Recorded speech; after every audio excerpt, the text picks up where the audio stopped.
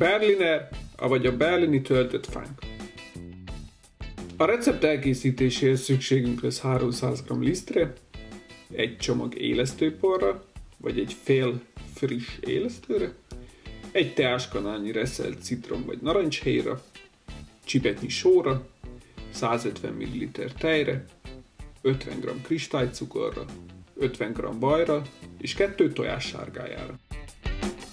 Legelső lépésként egy tálban keverjük össze a lisztet, az élesztőt, a reszelt citromhéjat és a sót.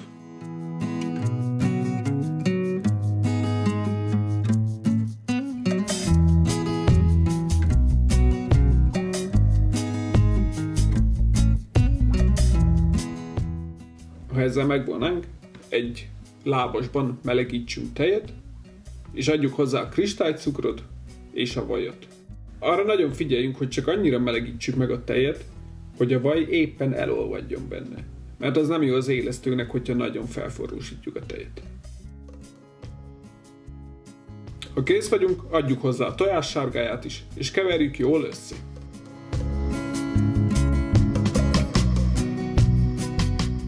Öntsük rá a száraz hozzávalókra, majd gyúrjuk őket jól össze.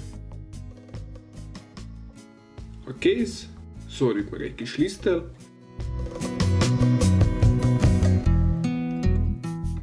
és letakart állapotban 1 órán keresztül hagyjuk állni.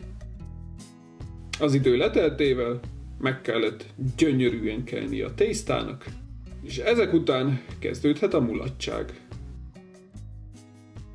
Tehát formáljunk labdákat. Én körülbelül maroknyi labdákat formálok. Ha kész vagyunk, takarjuk le őket megint konyharuhával, és további 30 percig hagyjuk őket állni. Az idő leteltével a labdák kicsit megnőttek, tehát vegyünk elő egy tepsit, tegyünk bele sütőpapírt, és szépen helyezzük rá a labdákat. Ha előmelegedett a sütő, akkor szépen süssük őket készre 10-15 perc alatt. Az a labdák méretétől függ.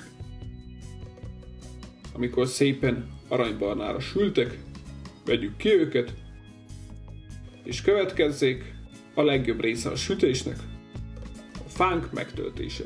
Amihez szükségünk lesz lekvárra, vagy pudingra, vagy amit bele szeretnénk tölteni a fánkba, illetve konyhai fecskendőre, habzsákra, töltsérre, amint csak van otthon.